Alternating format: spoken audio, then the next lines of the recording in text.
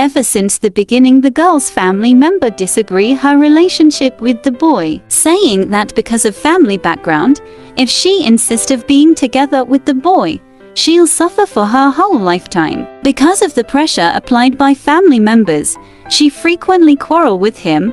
The girl does love the boy. She used to ask him, "How much do you love me?" Because the boy is not good with words, he used to make her angry.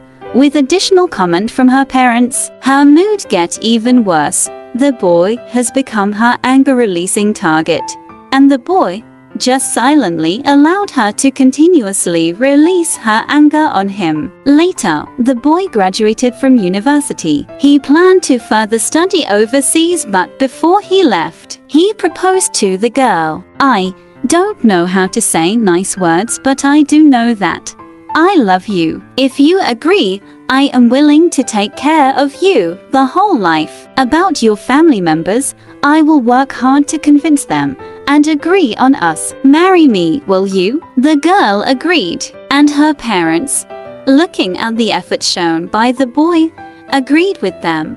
Finally, before the boy go overseas, they are engaged. The girl stay back in the hometown, step into the working society, whereas the boy continuing his study overseas. They maintained their relationship through telephone and letters. Although time is difficult to get through with, but both of them never give up. One day, the girl left home for work as usual. On her way to the bus stop, a car lose control and knock her down. As she awake from unconsciousness, she saw her parents and realized how seriously she got hurt and how fortunate of her not to get killed. Looking at her parents, with their face got all wet by their tears, she tried to comfort them. But then, she found out that she can't even spell out a word. She tried her best to make some voice, but all she managed was 2 breaths without any voice. She's mute.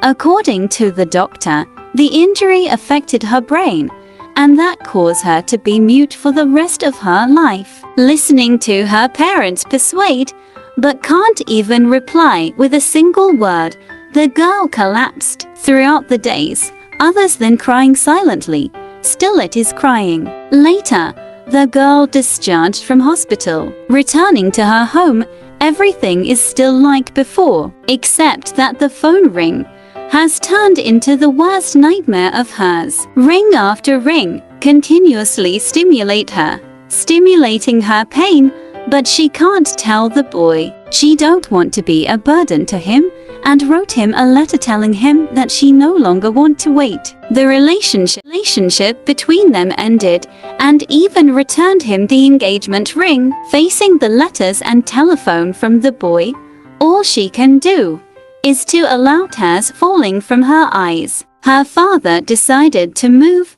after seeing the pain she is suffering, hoping that she could forget everything and be happier into a new environment. The girl started to learn, slowly picking up sign language and start over again, also telling herself to forget the boy. One day, her best friend tell her that the boy's back.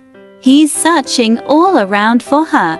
She asked her best friend not to tell him about her and asked her to tell him to forget her. After that, for more than a year, there was no news of boy. One day, her best friend tells her that the boy is getting married soon and passed the wedding card to her. She opened the card sadly, but she found her name on the card. The moment she wanted to ask her best friend, the boy appeared in front of her. With an unfamiliar sign language, he told her, "I spent more than a year's time to force myself to learn sign language in order to tell you.